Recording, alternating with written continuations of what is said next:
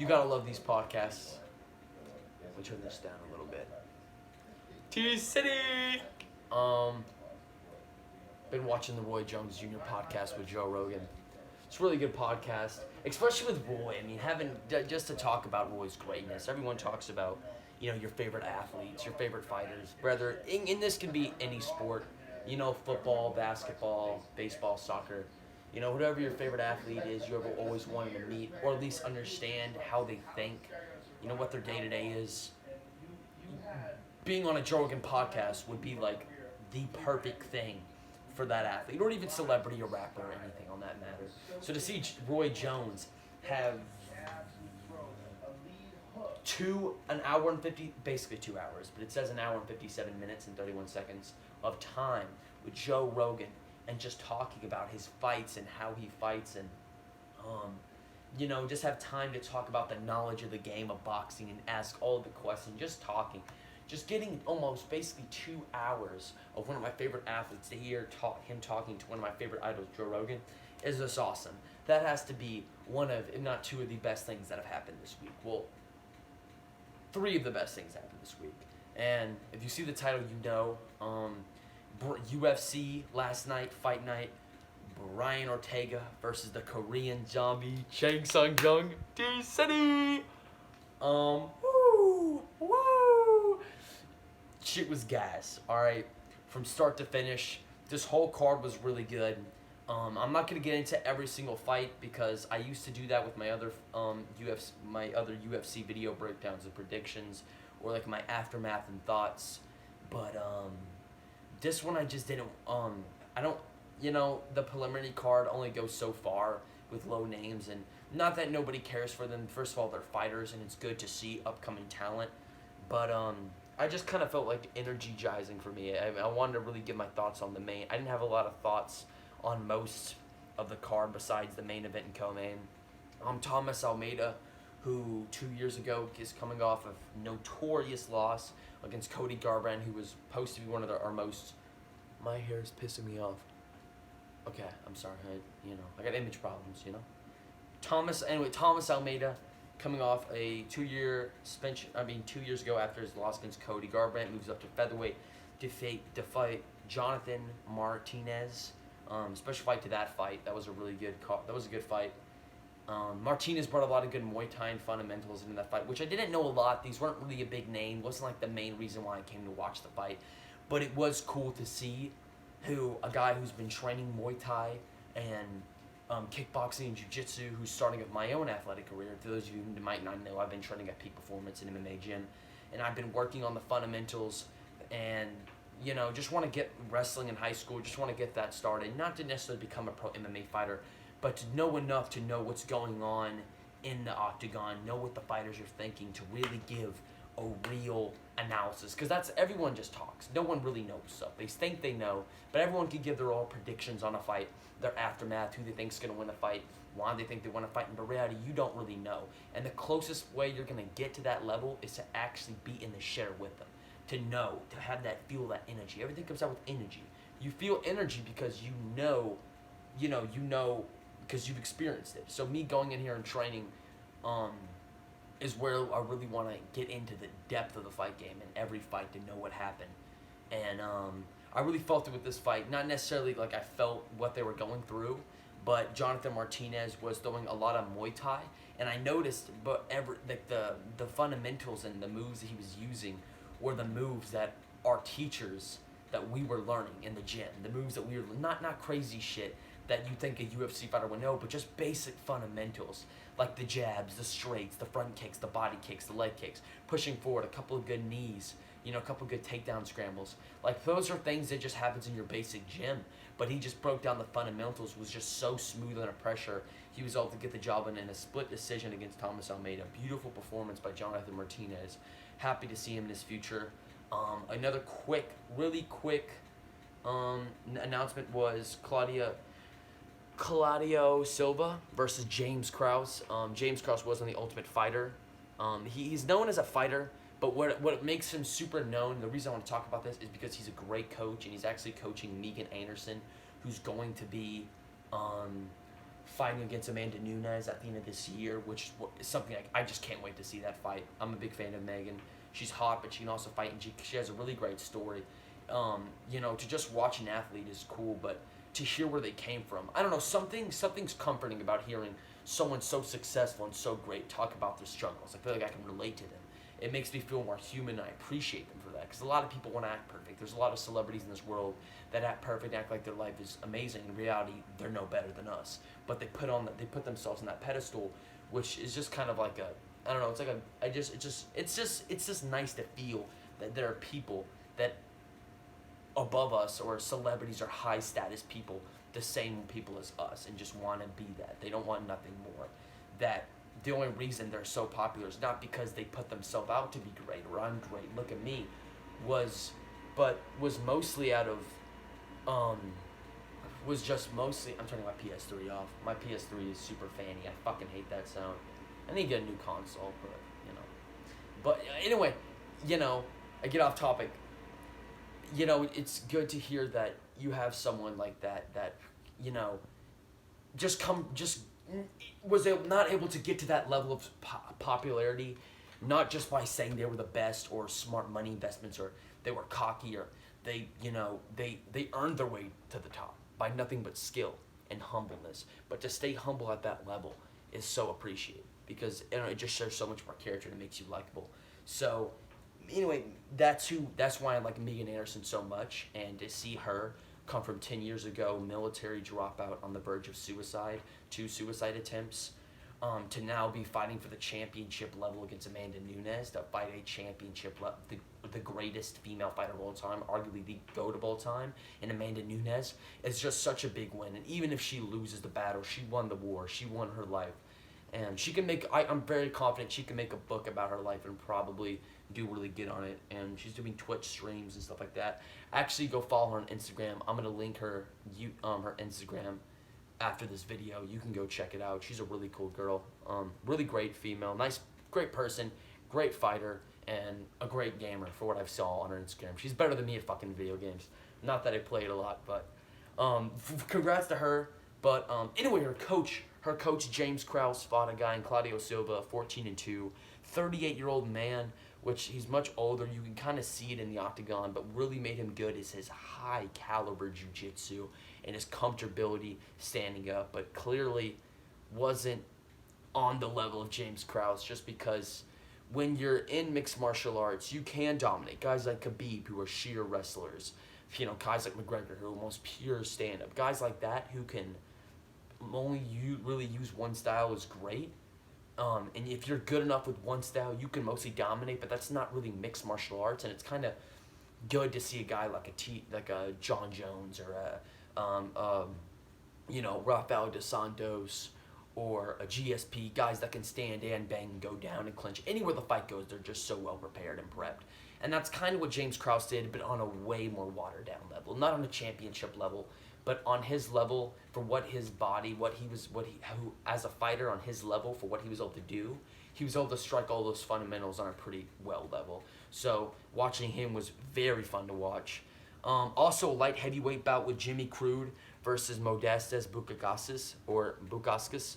A light heavyweight belt, which surprised me. That was a TKO knockout. Don't really know Don't really know that much about neither of these guys. What surprised me was a light heavyweight bout, because it really made me think, because by their builds. When you think of light heavyweights and heavyweights, think of softer, more slower guys. But the way they were moving, you would have thought they were middleweights and welterweights. In fact, I just figured out that he was a light heavyweight right before I started this video, which is one of the reasons why I wanted to mention this fight. Not because of the name or the talent. And although Jimmy Crude got a TKO/KO finish, a knockout finish in round 1 with just 2 minutes in to the fight, it was mostly out of, a very good knockout. And obviously, also really compassionate. To knock someone out, he knocked the dude out and then he sat down next to him as soon as the dude was unconscious, just sitting there looking at him. Which, for a second, I thought he was being disrespectful. I was like, oh shit, that's a really big, to showboat is one thing, but to sit next to the unconscious guy is just next level villainy. But he was actually curious to see if he was okay. And I love to see that in fights. It's great to see a dude cherish his knockout, because that's awesome. A knockout, it's exhilarating.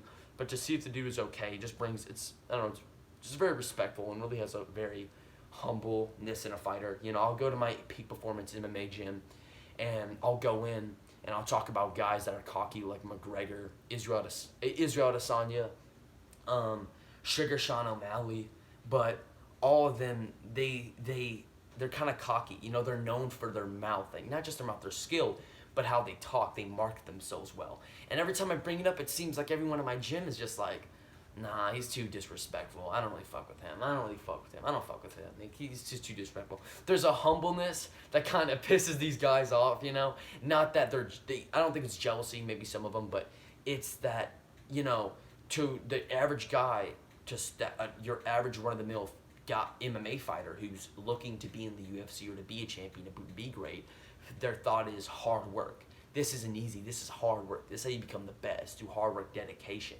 You can't come in here being cocky and to think you can just come in here and landslide all these people and just to have such confidence. Like, to see, I think it brings such a level of focus to be on that level. They think they almost have to focus completely on the game. They can't focus on the marketing themselves and trying to do with the money and the clothes. But dudes that are so good, they're able to do both.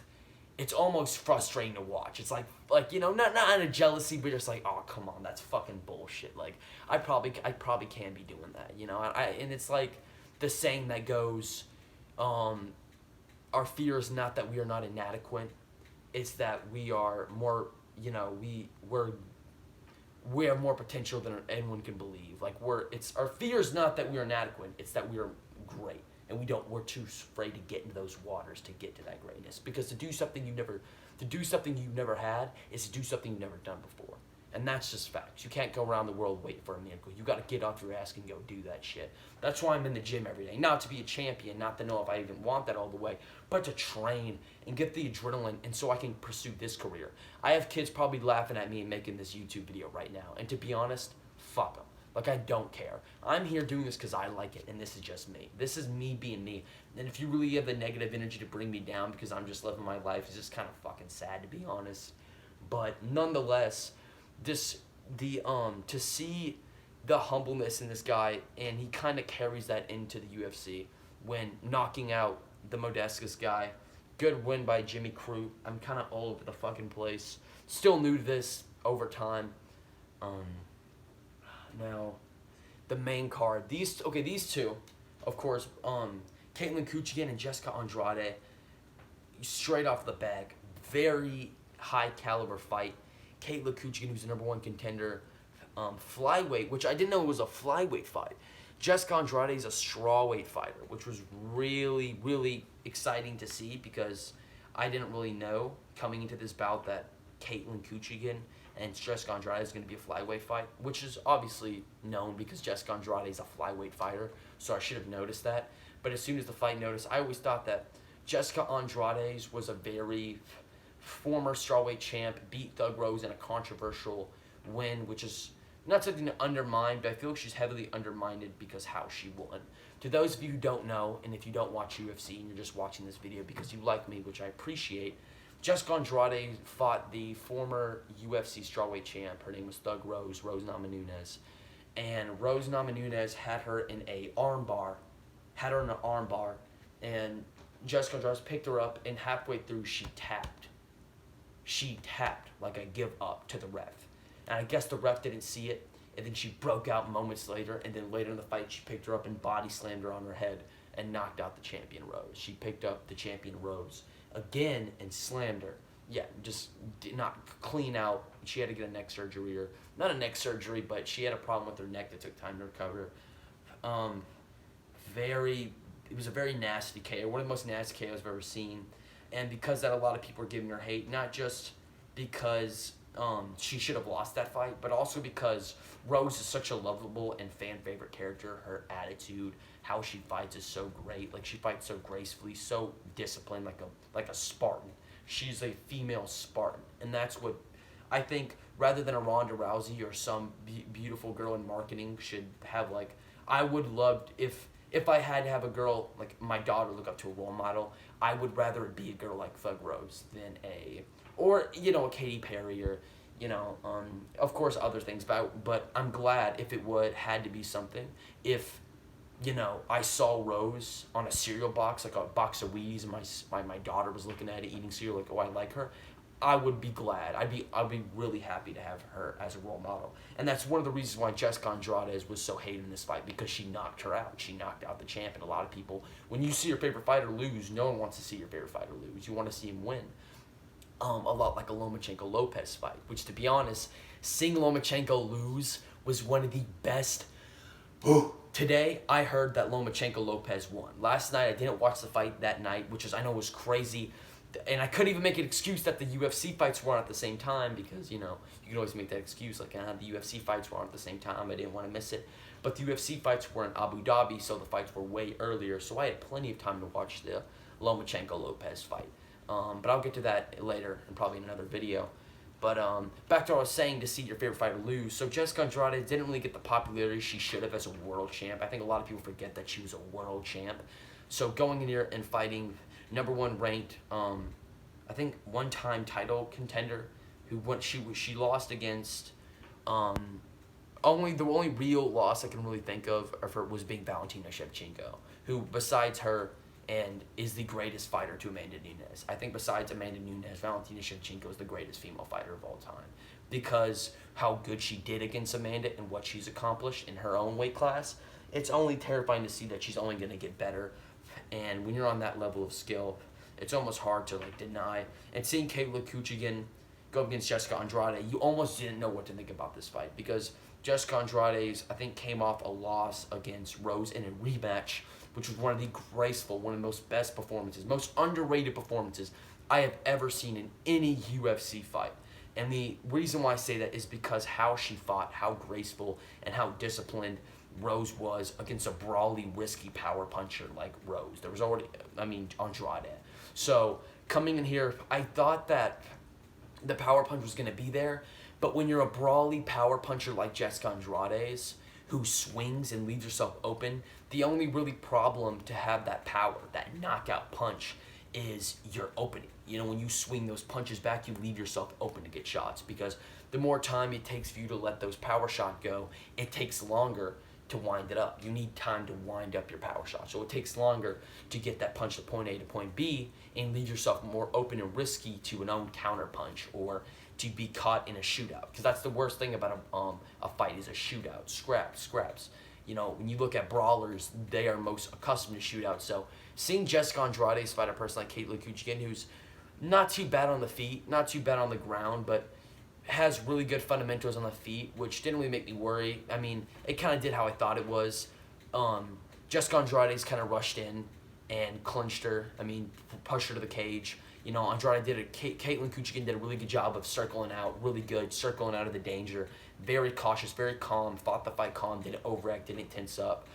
But I guess the move to flyweight, one of the problems when you cut weight is that you're so dehydrated, and after cutting all that weight, your energy's not as high. So taking into account the fact that Jessica Andrade moved up 10 pounds of weight class probably gave her that extra amount of energy for what she was able to do, because her activity this fight was very, very dangerous. I mean, how quickly she was moving and how different she fought than her strawweight bouts were very impressive, because she was able to, and I guess her power definitely increased too. I don't think big dudes, I do think big guys hit hard, but especially moving up 10 pounds, I think that flyweight, moving up a weight class, did help in power for sure.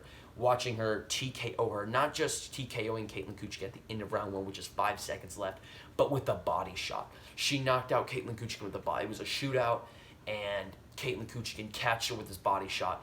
And one thing I did, as soon as she hits her, Kuchigan immediately just curls up, and she does this turn thing. Like, she literally, I don't want to do this for you, but she gets hit. And, you know, one thing you don't want to do as a fighter is to show that you're hurt. You know, you want to lie. One thing fighters do is they deny pain. They deny pain, and they don't realize it. So you get hit in the stomach and it hurts, you're not going to let your opponent know that.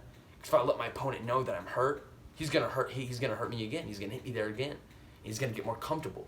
Ooh, you're scared. And it brings confidence. That's something you don't want in a fight. That's the worst thing you want in a fight, is to someone know that you're hurt. You're both scared, but you don't want each other to know it. Doesn't matter who it is. Before every fight, you're scared. You're nervous. Am I going to lose? What if I lose? What if I get knocked out? What if everyone sees I'm a bum? What if I don't bring it? What if I get hammered? What if I get destroyed? What if I don't have the heart? What if I don't think I'm going to be able to do this? I'm not as great as him. You don't let people know that. You might think you're the only one thinking like that because you're the only person in your body, but the truth is you are. Everyone's thinking about that. And the one thing they don't, and they don't let people know that, is by lying. Put on a facade that you're calm. Even though you're freaking out and you can't live, it's a facade. I'm calm, I'm here. That didn't hurt. Trick your fighter. But when you hurl over and you do a turn and you walk away, just for a split second, you did a quick spin, you're letting your opponent know. And when you're fighting a brawler puncher, like maybe if it was a boxer puncher, like maybe like a fighter like Caitlin Kuchigan or Michelle Larson, it might have been a little different because how they fight, their striking style. But for a power puncher like Jessica Andrade, seeing someone hurt like that, especially a brawler, that's blood in the water, baby. Those fighters are known to smell blood. They're not there to point fight. You watch Jessica Andrade's fight, she's a hooker, she's a brawler. She's not very tactical. We saw it with the Rose rematch. Rose in the rematch was able to completely dismantle her with jabs and very technicality because she was able to do that because she's a Spartan, because she's a bad bitch and she was a champion. Especially knowing what she did to the, former, champ Joanna Jacek twice. That fight was incredible. But Caitlin Kuchigan, it was questionable how high caliber was she. And, I mean, she just swarmed at her and just hit her in that same spot in the body. Dropped with a body shot, put her out. And that was awesome, not just to see Jessica Andrade come back. I'm pretty excited and how exciting the bout went. But I was kind of heavily critical on Jessica Andrade's by her performance against her last fight in Rose. She just kind of looked kind of brawly. There was not really any technicality. Even brawlers can be very tactical. Nate the Diaz brothers, very technical brawlers. Fucking Robbie Lawler, very technical brawler. Tommy Morrison, Mike Tyson, David Tua, George Foreman, very technical brawlers. Dudes that brawl, throw punches, go for the knockout. Smoking Joe Frazier, Sonny Liston, all the greats, Jack Dempsey, Rocky Marciano. Guys that were ferocious power punchers, but were very tactical, and they knew how to knock someone out. I mean, watching her fight Rose, she almost looked sluggish. She just threw hooks. There was nothing else. She didn't set up hook with jabs. You knew she would walk forward with hooks. You don't set up hooks walking forward. You set them up with jabs, make your opponent comfortable, and let them feel like they can hang with you. Right when they get that confidence, you snip away and you hit them right in the chin. That's what you want. And it was almost like she didn't know she didn't have a backup plan. That's all she was as a fighter. So to see her mix it up and come back and move up a weight class and have a successful bout, not just in the upper weight class, but against the #1 ranked contender, and beating her the way she did, even more handily than Valentina did, which I'm not saying she can beat Valentina because I know that's not how fighting works. That's not how fight math works. But I definitely think that Jessica Andrade, it was a very good win for her. And I was very impressed by her. And I think she shut up a lot of critics tonight with her skill. And I hope she can continue to sculpt this level of talent that she clearly has. Because she's not a bad fighter. She obviously has a lot of talent. And I'm very, very eager to see what she can do in the future. So great win by Jessica Andrade. Finally, T-City! Brian Ortega versus Shang Tsung Jung, the Korean zombie. This fight was so hyped the whole week. That was everyone's talking about because we didn't know what was going to happen. No one knew what was going to happen because Brian Ortega, those who know, was 15-0 or 14-0 at the time. Great jiu-jitsu specials. Been around since 2015. I first heard about him when he was in UFC 2. And I didn't really start hearing about him until I saw his submission over Cub Swanson in the air with a guillotine.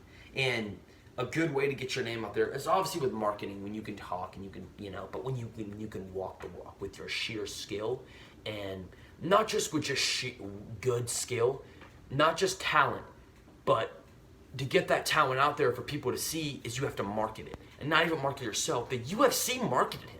It wasn't that he just marketed himself. Brian Ortega was so good that the UFC, and they're doing this now. You see guys like Sugar Sean O'Malley, Kaz Machimayev, etc. A lot of good fighters that a lot of people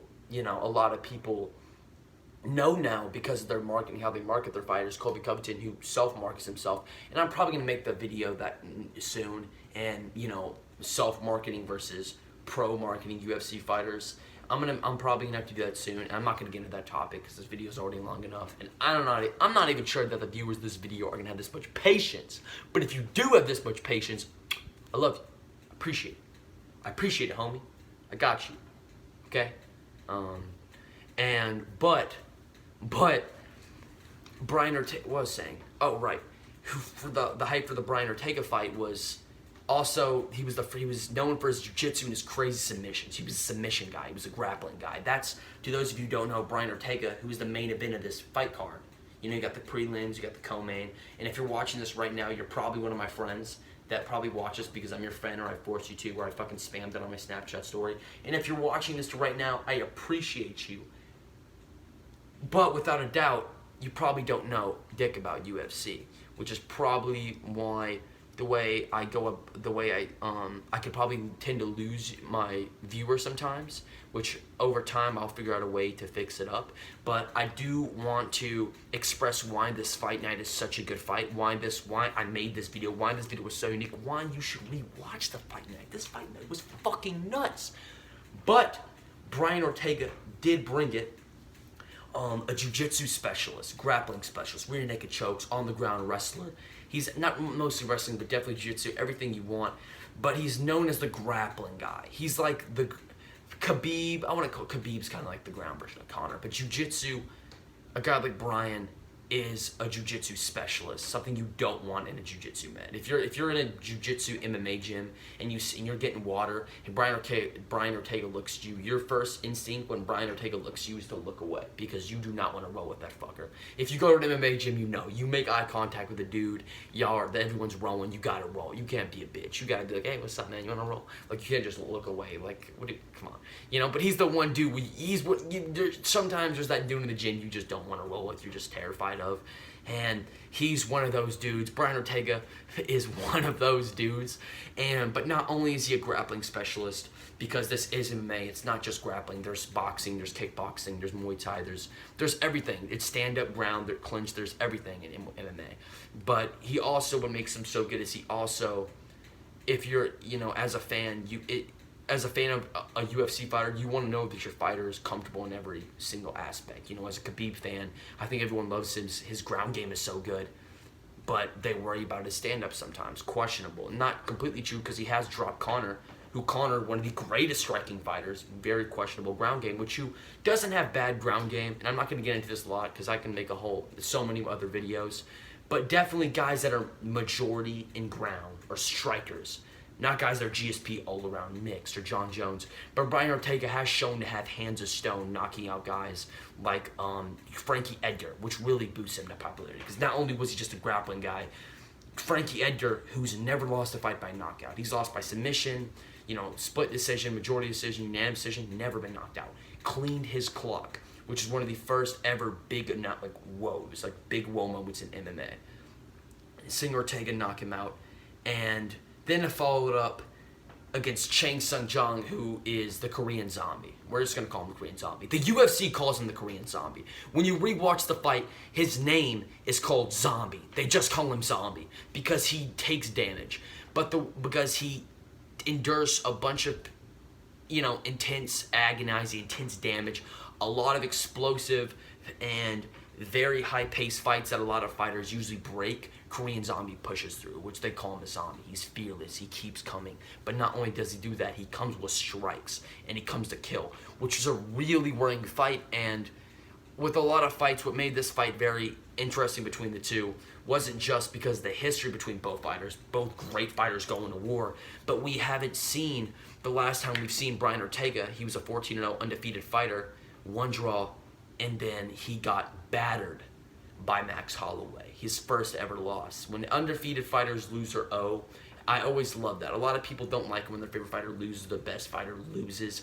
But in my opinion, I always love to see undefeated fighters lose or owe, which I didn't want to count Zombie out. When you watch Zombie lose, when you watch Brian Ortega lose to the former champ Max Holloway, who completely battered him for 4 rounds straight, and he got TKO'd, a lot of people thought, Well, since the style of Max Holloway works so well, so fluidly, completely flushed out Ortega, that Korean Zombie, who's a brawler just like the champ, a KO puncher, is going to do the same. But me personally looking at this bout, I completely thought different, and I'm kind of happy. One of the reasons, not only just watching this fight, I'm not only happy that Brian Ortega won, I like the Korean Zombie, but it's definitely one thing that's the best about a UFC fan, and if you have friends that are MMA, they'll tell you, the best things, most beautiful moments, is predicting a fight outcome. That is one of the most beautiful moments, is when you predict a fight outcome. When I say McGregor, Aldo, who you got, bro? Who you got? McGregor or Manny Pacquiao? Man, I think McGregor's going to knock him out. Not saying he would, not in boxing. That's a whole different world. But he knocks him out. Or, oh, man, John Jones versus DC. Who you got? I think John Jones is going to head kick him. Head kicks him, knock him out. I did not think that was going to happen. I was on the wrong side of that one. But just an example. You feel amazed. You feel you're smart. You predicted. Like, I felt that. And going to this fight, you know, a lot of casual fans or normies might look at a UFC fight. There's a lot of ways to look at a UFC fight. You can look at their records. You can look at their skill. You can look at how they take damage, their stamina, not just their actual fighting skill, but their body conditioning as far as toughness and stamina and heart. But one of the big things that was a big moment for this fight, which a lot of people overlooked, was of course, Brian Ortega, who's been gone for 2 years, which was a big plus for me, because a lot of people thought he was gone, he got knocked out, he suffered his first loss. He suffered his first loss against Korean Zombie. You know, he got TKO'd, got battered by a better striker. And that's how you beat him. You just gotta outstrike him. You batter him. With the way how easily and how fundamentally broken down he was beaten down by Max Holloway, you almost thought the same thing was gonna happen with Korean Zombie, because Korean Zombie is, I wouldn't say as good as Holloway, but is as tough, if not more ruthless. I think what makes Korean so good is the level of competition that he's fought. It's not just level of competition as in, you can do, you know, there's different types of good. You know, you got Conor McGregor, Roy Jones Jr., and Mike Tyson good.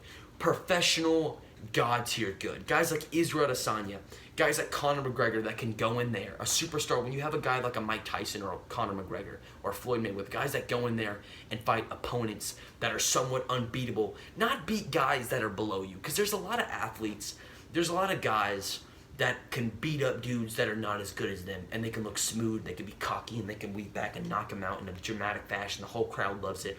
It's amazing.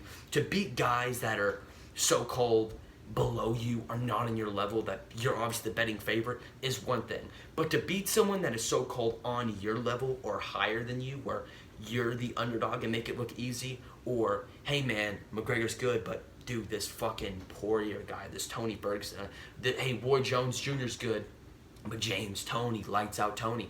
I mean, two guys at the peak of their careers, and when you have a guy that's on your level, that's beat the competition you've had, dealt with the type of waters you've had, or even slightly even better than you, and make that look easy, that's true greatness. That's when you look at guys like fucking Frankie Edgar, or, you know, Tyron Woodley, and people, and you know, you have guys like Tyron Woodley saying, well, why am I not getting the popularity that Conor does, or why am I not getting the money that Conor does, or the booze that Conor does? Because you don't make it look easy. You fight to play safe. When you have guys like Roy Jones, and that's no disrespect to him, it's when you have guys like Roy Jones Jr., Mike Tyson, who just steamroll the opponents, Conor McGregor, guys that steamroll and completely obliterate your opponents, that's skill to make it look easy.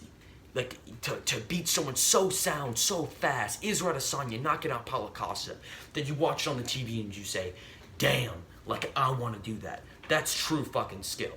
Like, that's true talent. That's raw talent. That's something you're not going to see a lot in the world. And then you have guys like, and there's a different type of skill. Well, you have guys like Eddie Alvarez, you know, guys like, not necessarily Jorge Masvidal, but guys like, you know, Forrest Griffin, you know, guys like Korean Zombie, guys that beat guys that are better than them or on their level, but don't do it in as easy as a fashion, but they make up with it with hard work. You know, a guy like a Nate Diaz who beats guys that, or have a guy like Korean Zombie who goes 5 rounds, 5-round wars, you know, guys like Cub Swansons, dudes that beat their opponents, but when you have a guy like Korean Zombie, brawler, the man that he is, he doesn't beat him in a way that looks easy. He doesn't Roy Jones Jr. He doesn't make it look colorful. He doesn't get the crowd wild like, oh my God, they're amazing. He's too good. There's a level of competition. He brings a different type of energy out the crowd. How you market yourself, you have to look at not just how, when you look at fighters that are popular, you can't just look at their skill, but they're actually why they're that good. Like why they're that good. Like why actually are they that good? Is it their talent? Is it like there's different, there could be a lot of things, there could be a lot of fundamentals. You have guys like Mike Tyson who steamroll their opponents. You know, they do it because, oh, it's easy. It's clear why the fans like him. He brings a war, knockouts, terrifying explosiveness. And then you have guys like Conor McGregor who just has talk shit, the trash, the beef between the two. He brings it from the press conferences. Conor wasn't just because he was good, but not just because he talks shit. It's because he brings drama to the fight. When there's history behind a fight, not just a fight, when there's history behind a fight, and there's two people that hate each other, and they have reasons why they hate each other, and you know the reasons why they hate each other, you're tuned in. And that could be with anything. And that's how you market something. And when you're watching guys like that market, you're going to watch the fights. They put ass in seats. And when you're as good as Conor is, you're definitely putting twice as much ass in seats. That's why guys like Tyron Woodley are not doing as good as Conor.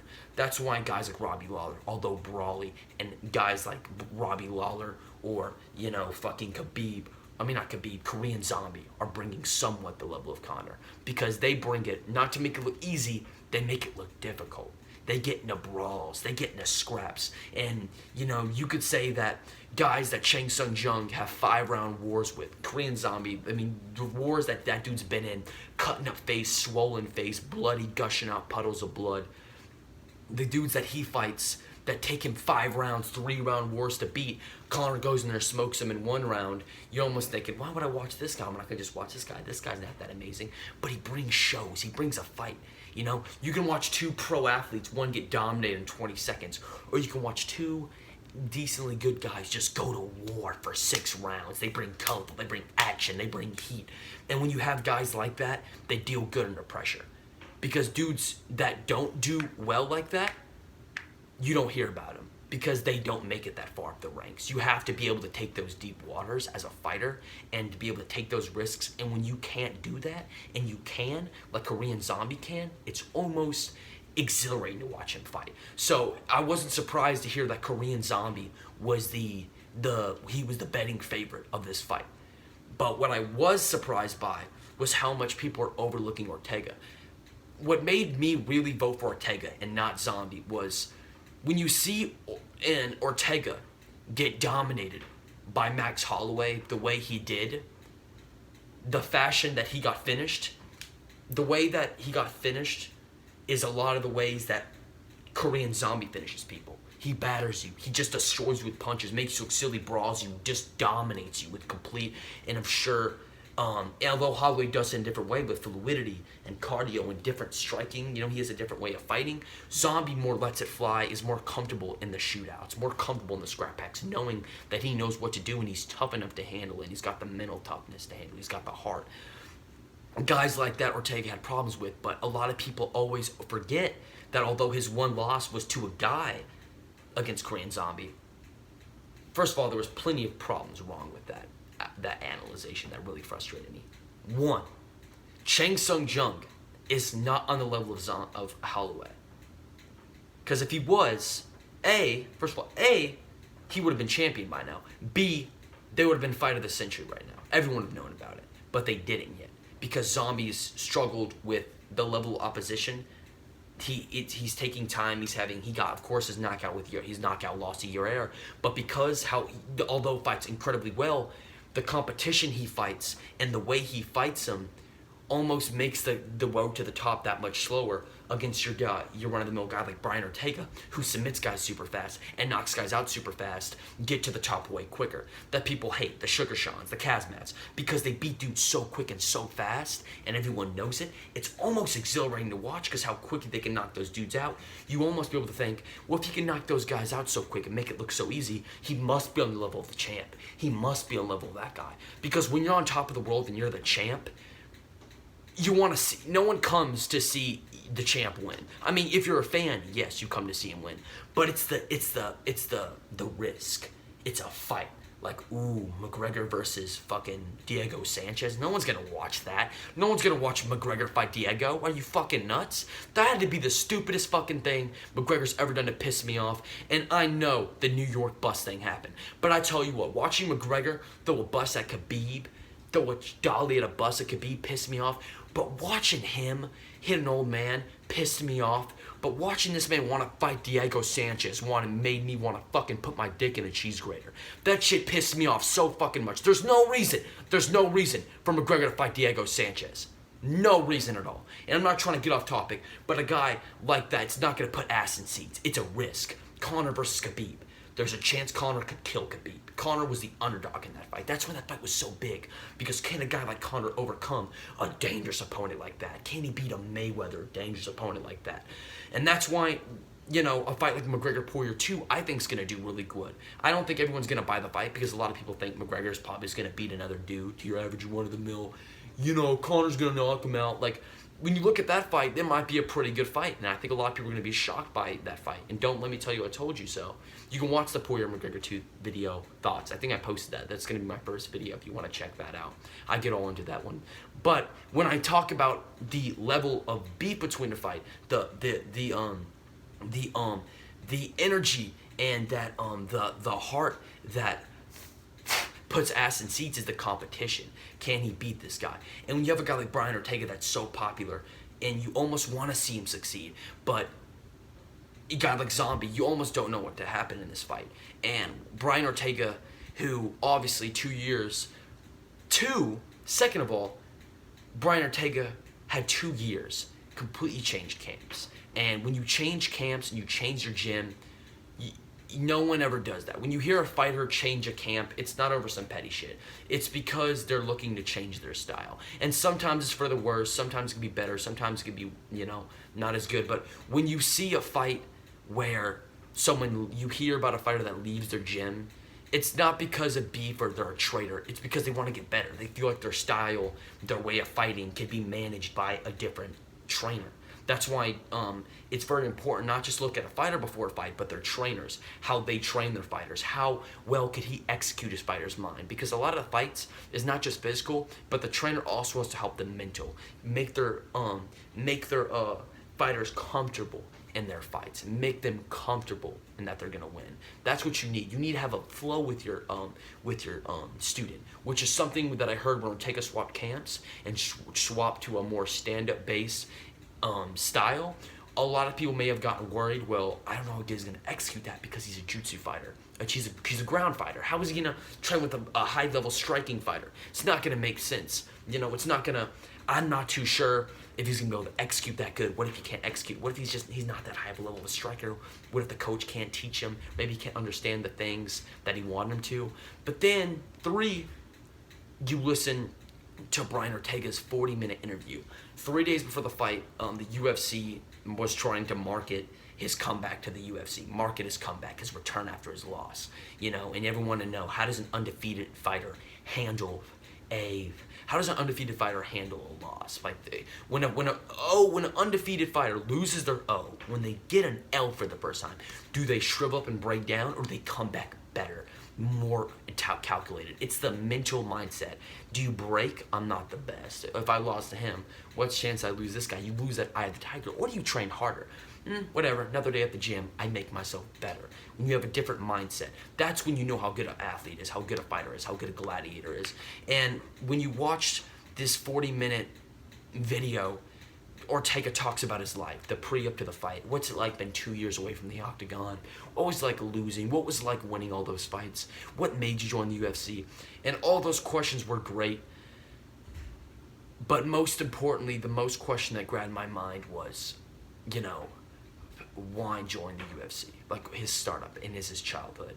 And a lot of how you grow up is how, you know, how you're raised. You know, a lot of how, you know, you act is, you know, how your parents react, how you grew up as a kid. You kind of take those aspects into life to your, you know, you take those little things you grow up as and you mold them, that mold you as a person, your childhood. When you grow up to be as a person, you're very, I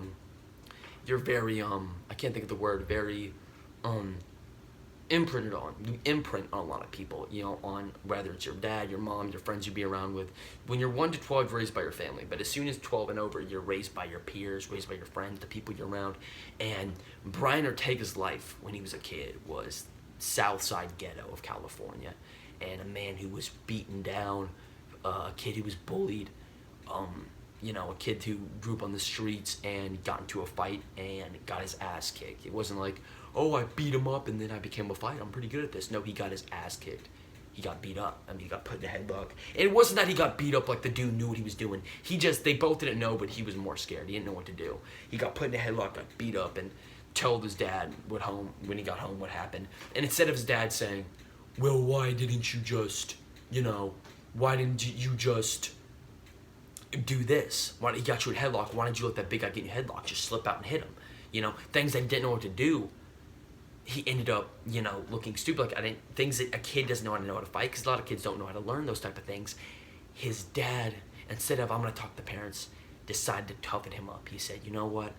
We're going to put you in a jiu-jitsu gym. And they watched the first ever UFC fight, Royce Gracie versus the first ever UFC event. Before UFC is what it is today, the beginning of the UFC, the first ever UFC tournament was Royce Gracie versus Ken Shamrock, where Royce Gracie, a small 160-pound dude, 5'10", I think, not a very big guy, fights 6'3", 6'4", 240 pounds, juiced up musclehead kickbox shoot fighter, and Ken Shamrock takes him down, batters him.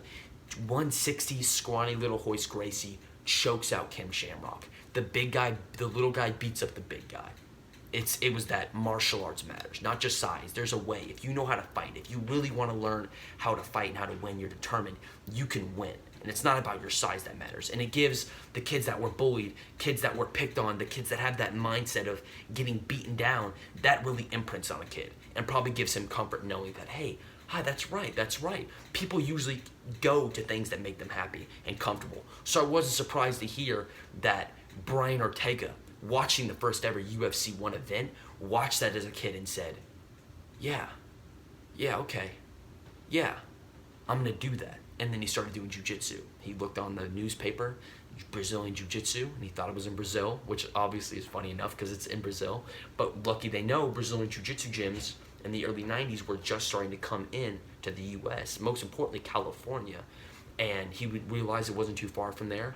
So living in the ghetto and poverty and very dangerous areas, people getting shot, drugs, a place that a kid like that would be scared of getting beaten up with, getting beaten up, robbed, killed, something happening to them, fearing for their life for someone else to attack them. Something like jiu-jitsu, a jiu-jitsu gym, would be, I can only imagine, the greatest thing for a kid like that, for the mental aspect, the self-defense, the learning, the how to beat the bigger guy. A place that was his safe place. He would run to after school. He didn't like going at home too much either. A lot of drinking, a lot of, not too best things at his household, not the best things with his friends, not the best thing on the streets, but the gym was where he felt safe. Going into the gym and training every day, that's where he felt safe. That's where he felt where he was at his best. That's where he felt safe, was going in there and training hard and finding comfort. And when you find comfort in those type of places, and the place where you find your problems, a lot of people find comfort in the places where you run away from your problems. You got a school bully, your safe place is your home, where you're running away from that bully, where you're not trying to be around that person. But when you're going to a gym is your safe place to get stronger, you're going somewhere to beat the places you don't want to be, your non-safe place, the place that make you scared. You can run home, or to a place where your safe place is a place where you feel cozy in, locked in, or you can go out to a gym. You can go out somewhere to train. And when you go out to train and when you go out to work out and you have that mental mindset, it's a foundation as a kid that when you get older, when you have those mental mindsets, when you're a kid that goes inside his house to shy away from the bullies at school, or your safe place at home to be away from those outside problems, you start to, when you get older, you keep those. You may have changed your outlook on life, maybe change your attitude, but deep down you still keep those deep, mental locks, the basics, the mental habits of running away from problems. That still stays there.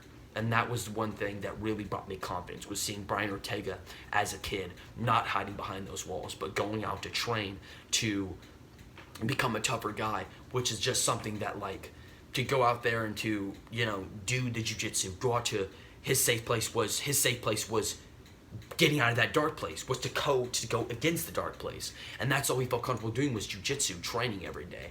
And when you hear someone that has that type of mental mindset, knowing that their comfortability is preparing for the unfucking comfortable, knowing that he was 2 years out training for a striking match against Brian Ortega, a man who's a zombie, a man who brings the pain, I was more than confident knowing that Ortega was going to bring the heat. I knew that his toughness, the mental heart to say, I want it, I'm not giving up, the heart to match the zombie, was impressive. And that was no dig against the Korean zombie. The Korean zombie was a great fighter.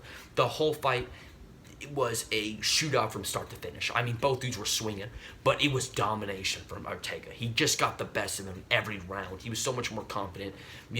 His gas tank, he shut up all the critics that made fun of his gas tank. He was able to push it. He was able to train hard. He worked hard. He was dedicated to this fight, but he didn't break. He was able to take the punches that Zombie threw. And to no surprise, Zombie was able to take the punches that Ortega threw, but that's because he's the Korean Zombie. That's what he does. He takes damage, he moves forward. But how he breaks his opponents down is he takes their soul. As a fighter, your mission is to beat your opponent, to knock them out, to damage. But when you're throwing moves that when you're taught to know, I do this, they back off. And they don't back off, then you're almost left to think, well, if my punches, if my strikes, if my movements, if anything as a fighter, if I can't put enough damage to end this guy and he's moving forward, then what chance do I have? And that's how you break someone's heart as a fighter. You take their soul away. That's what Korean Zombie does. Korean Zombie walks you down and he goes in with brawls. We've seen it with the Yera Rodriguez fight. He lost that fight, and although he did lose with the spinning elbow, you can't help but admit that whole fight he never gave up. He never once, crumbled under the pressure, or he got hurt too much and was like, I'm just kidding. He never looked for a way out. That's not Zombie. He doesn't look for a way out, which makes him a zombie. The reason why he has the name the Korean Zombie is because he moves forward at all times and has the mission to break you down. And he's either knocking you out or get knocked out trying, which rarely ever happens unless you're Rodriguez in a spectacular fashion. But most time he's lost to decisions, or that dislocated arm shoulder against Jose Aldo, which he was actually winning that fight surprisingly, which really made me think if he was able to handle a young prime Aldo, Ortega's gonna have some trouble. But the mental part really proved in. Ortega showed a lot of heart today last night, and really stuck on the outside, put his damage out, stayed calm and collected, stayed mentally focused, stuck with the game plan, and stayed on him. He knew that he didn't back down from the bully. And I think him fighting Korean Zombie wasn't just him fighting Zombie, but him fighting everything. Him having that loss taken away, coming back to his roots, and Ortega coming back against a fight like that shows how high caliber he is as a fighter. Not just his heart as in, coming back from a loss, but how well he did in his comeback fight. Really, really incredible. And I am so excited to see what Ortega's going to bring in the future. And Zombie also. Zombie got dropped a few times, and with a spinning elbow that took out Ortega. But the way that he kept going was almost outstanding. I mean, Zombie's toughness, the way that he was able to survive that third round, I think, and the fourth round, that a lot of people thought Ortega was going to TKO him, was able to shut up the critics and still remind everyone why he was the Korean Zombie. Even the third round, he got dropped. Ortega just hit him with a spinning elbow, caught him, dropped him on the feet, dropped him flush on the ground, barely recovered. And then the rest of the third round survived, got dominated. The fourth round, a lot of even the commentators, Paul Felder and DC, were talking about John Anik. He needed to put on the pressure in that fourth round, because if he didn't put on the pressure in that fourth round, then Ortega was basically just going to continue to get more confident and keep putting on the pressure and finish him in the fourth. But to my surprise, which not necessarily to my surprise, but it was mostly Zombie's toughness that even though he wasn't really putting enough pressure because he was too hurt, he still had the toughness to break through that fourth round, to survive the fourth round, survive the fifth round, and make it to a decision. Although losing, he didn't give up because he didn't quit. A lot of people think Ortega won, Korean Zombie lost. But what made this fight so special to me is, in my opinion, Brian Ortega won, Korean Zombie won. because you don't lose until you quit. You don't lose until you quit. You lose till you quit. When you break down, you give up, and you start feeding, you break down, you give in to the fear, and you get swallowed, and you get dominated. That's how you lose a fight. You get knocked out, you get submitted, or you don't give up. Even with the decision, a lot of people can give up in a decision fight. But when you're a guy like, Chang Sung Jung against like the Korean Zombie, who just didn't give up, never gave Ortega never took his heart. A guy that walks down Chang Sung Jung, a guy that walks him down and was just battering punches. He didn't give up. He didn't cave in. He didn't fall. He fell a couple times, but he just got back up. He moved his head. He recovered, and he coasted to a decision loss. But he didn't give up. When you see fighters lose fights like that, that's usually a beginning of the end for them. They lose. They're number 4 ranked.